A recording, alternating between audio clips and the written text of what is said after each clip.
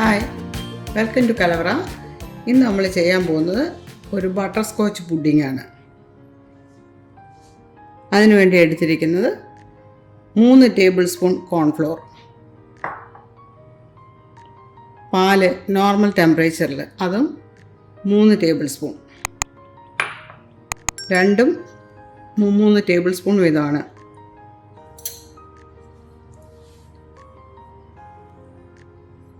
പാലൊഴിച്ച് ഇത് നന്നായിട്ടൊന്ന് കലക്കിയെടുക്കാം.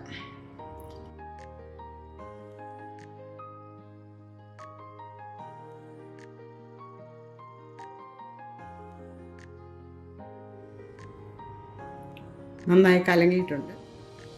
ഇനി ഒരു പാത്രം അടുപ്പിൽ വെച്ച് തീ കൊടുക്കാം. നമ്മൾ പഞ്ചസാര കാരമലൈസ് ചെയ്യാൻ പോവുകയാണ്. 1.5 കപ്പ് പഞ്ചസാര,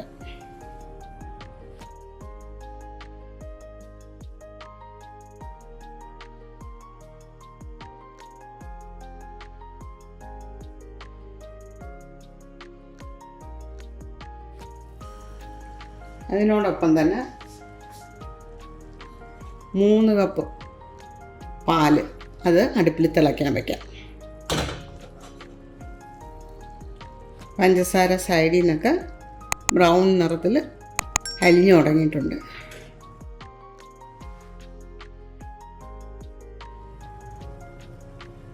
പാല് മറ്റേ അടുപ്പിലിരുന്ന് ചൂടാവുകയാണ്. രണ്ടും കൂടെ ഒന്നിച്ച് കാണിക്കാൻ ബുദ്ധിമുട്ടുള്ളതുകൊണ്ടാണ് ഇങ്ങനെ കാണിക്കുന്നത്.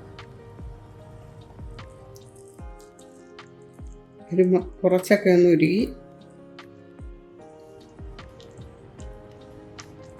പാല് നന്നായിട്ട് തിളച്ച് പൊങ്ങി വന്നിട്ടുണ്ട്. ഇനി അത് ഓഫ് ചെയ്ത് വയ്ക്കാം.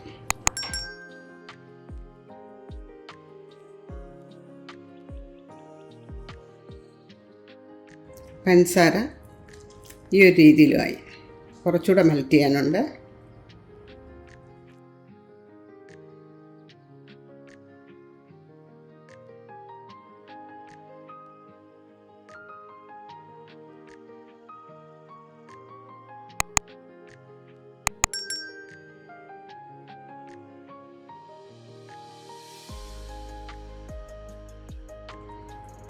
പഞ്ചസാര എല്ലാം ഉരുകി നല്ല ബ്രൗൺ നിറമായി.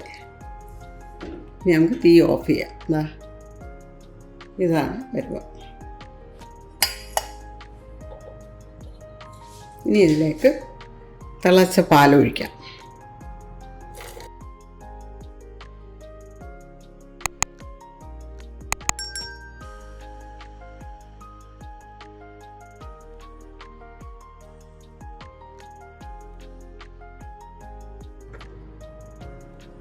നല്ലപോലെ ഇളക്കി യോജിപ്പിക്കണം.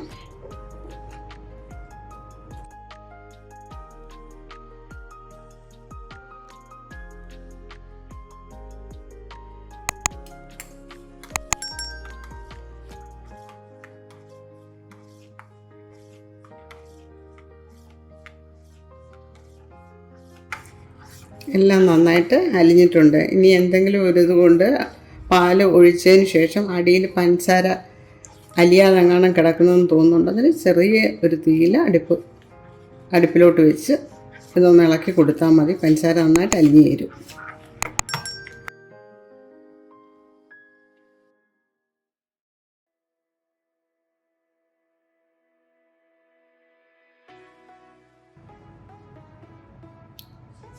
ഇതിനു വേണ്ടി എടുത്തിരിക്കുന്നത് 3 മുട്ടയാണ്. അത് മുട്ടയുടെ മഞ്ഞ പ്രത്യേകം എടുത്ത്, അതുപോലെ തന്നെയാണ് വെള്ളയും പ്രത്യേകം എടുത്ത് വെച്ചിരിക്കുകയാണ്. 3 മുട്ടയാണ്. ഈ മഞ്ഞ നന്നായിട്ടൊന്ന് അടിച്ച് പതപ്പിച്ചെടുക്കാം.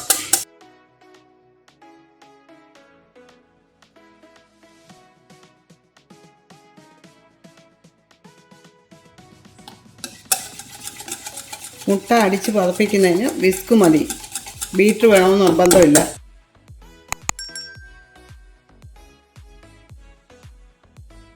ഇനി അടിച്ച് പതപ്പിച്ച് വെച്ച ഈ മുട്ടയുടെ മഞ്ഞയിലേക്ക് നേരത്തെ അടുപ്പിൽ വെച്ച് കാരമലൈസ് ചെയ്ത ആ മിശ്രിതം ഒഴിക്കാം. ഇനി ഇത് നന്നായിട്ട് യോജിപ്പിക്കാം.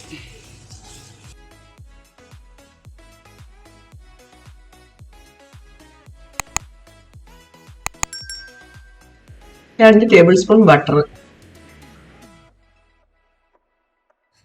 അതുപോലെ നേരത്തെ തയ്യാറാക്കി വെച്ചിരുന്ന കോൺഫ്ലോറും പാലും കൂടെ കലക്കി വെച്ചിരുന്നില്ലേ, അതുകൂടെ ഒഴിച്ച് നന്നായി യോജിപ്പിക്കണം.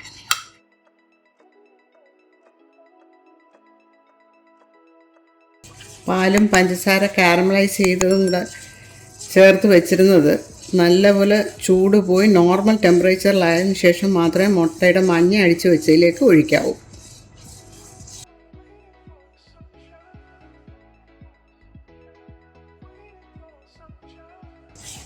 ബട്ടറും മെൽറ്റ് ചെയ്താണ് ഒഴിച്ചത്.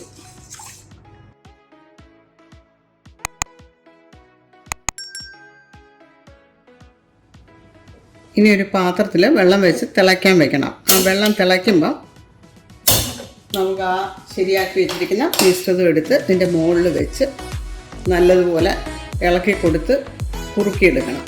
വെള്ളം തിളയ്ക്കാൻ വയ്ക്കാം.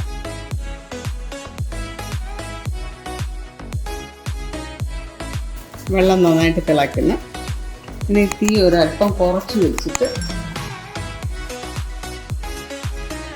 ഒരുപാട് കുറയ്ക്കണ്ട, കയ്യിൽ ആവി കൊള്ളാതിരിക്കാനാണ് പറയുന്നത്. നേരത്തെ തയ്യാറാക്കി വെച്ചിരുന്ന മിശ്രിതം അതിൻ്റെ മുകളിൽ വെച്ച് കുറുക്കിയെടുക്കണം.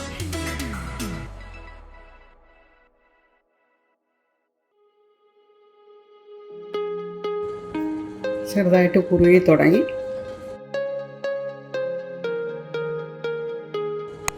ചെറിയ തീയിൽ വേണം വെള്ളം തിളപ്പിക്കേണ്ടത്, അല്ലെ പെട്ടെന്ന് കട്ടി പിടിക്കും.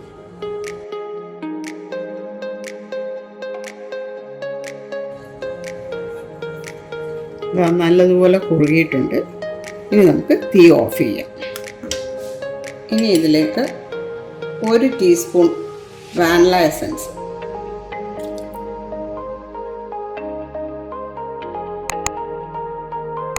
ഇനി ഇത് ബട്ടർ തടവിയ ബേക്കിംഗ് പാത്രത്തിലേക്ക് ഒഴിച്ചു വയ്ക്കാം.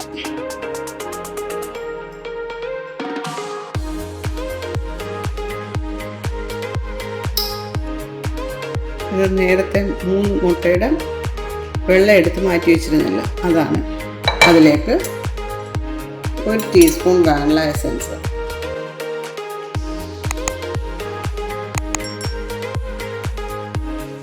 ഇനി ഇത് വിസ്ക് കൊണ്ട് നന്നായിട്ട് അടിച്ച് പതപ്പിക്കാം.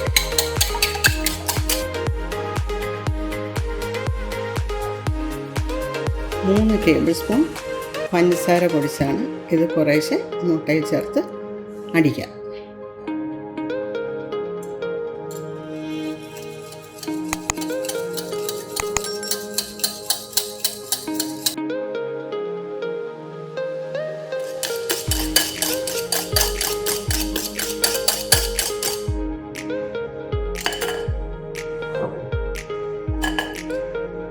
ഇനി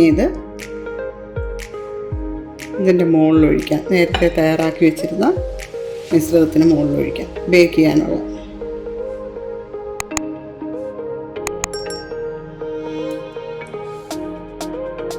ഇനി ഇത് 180 ഡിഗ്രിയിൽ പ്രീ ഹീറ്റ് ചെയ്ത ഓവനിലേക്ക് വെച്ച് ബേക്ക് ചെയ്യുക. അതിൻ്റെ മോൾ ഭാഗം ലൈറ്റ് ബ്രൗൺ ആവണം.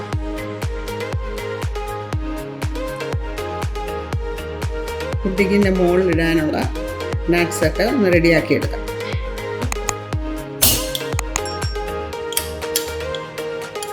പാൻ ചൂടായി അതിലേക്ക് 1 ടേബിൾ സ്പൂൺ ബട്ടർ, 1 ടീസ്പൂൺ പഞ്ചസാര, ഒരു 10 നട്ട്സ്,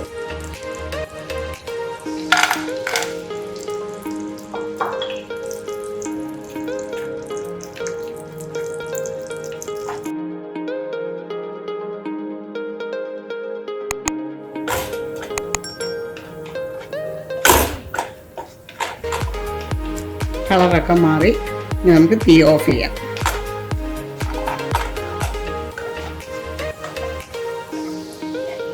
ഇതിൻ്റെ ബേക്കിംഗ് ടൈം 180 ഡിഗ്രിയിൽ പ്രീ ഹീറ്റ് ചെയ്ത ഓവനിൽ 15 to 20 മിനിറ്റ്സ് ആണ് എടുത്തത്.